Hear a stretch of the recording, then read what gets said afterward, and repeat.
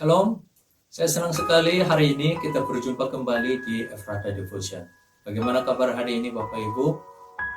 Kita semua sedang melewati masa-masa yang tidak mudah, masa-masa yang tidak pernah kita alami. Namun Bapak Ibu, jangan takut, jangan menyerah. Karena Tuhan Yesus menyertai kita, Dia tetap menolong kita. Terus kuatkan iman Bapak Ibu di setiap hari dengan Ephrata Devotion ini. Amin. Tema hari ini adalah melangkah dengan iman. Yosua pasal 3 ayat 7-8 berbunyi demikian. Dan Tuhan berfirman kepada Yosua, pada hari inilah aku mulai membesarkan namamu di mata seluruh orang Israel, supaya mereka tahu bahwa seperti dahulu aku menyertai Musa, demikianlah aku akan menyertai engkau.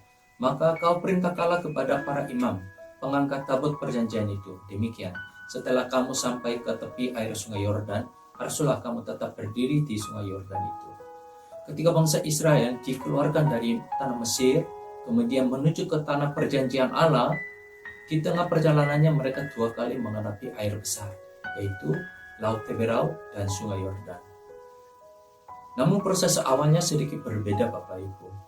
Yang pertama, ketika mereka menghadapi Laut Teberau, di Keluaran pasal 14. Sebagaimana kita tahu, sesudah bangsa Israel keluar dari tanah Mesir, tidak lama kemudian Firaun menyesal keputusannya terhadap bangsa Israel yang dia izinkan untuk pergi.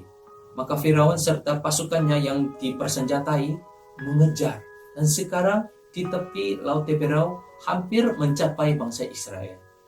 Maka mereka harus cepat-cepat melarikan diri. Tetapi di depan mereka ada air besar. Bangsa Israel mulai mengeluh, berputus asa. Namun Bapak Ibu, Allah tetap menyertai mereka, tetap menyelamatkan umatnya. Dengan cara apa? Dengan cara Allah membelah Laut Teberau.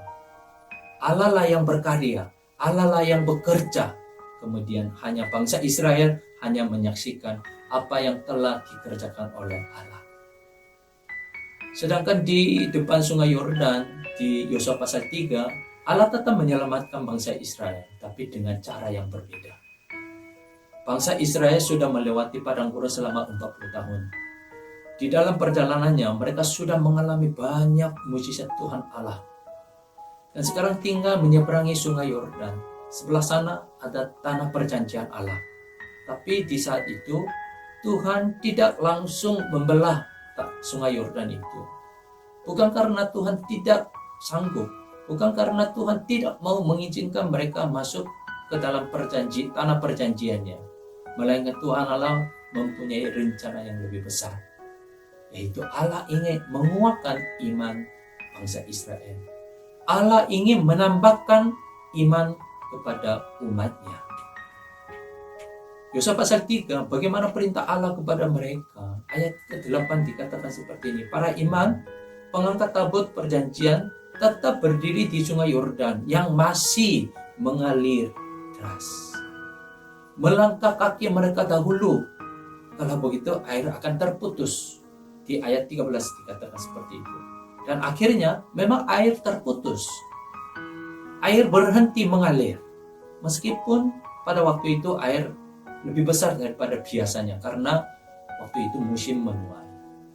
Bapak Ibu Saudara sekalian, dua peristiwa ini berbicara kuat kepada kita hari ini bahwa keselamatan kita hanya oleh anugerah Tuhan.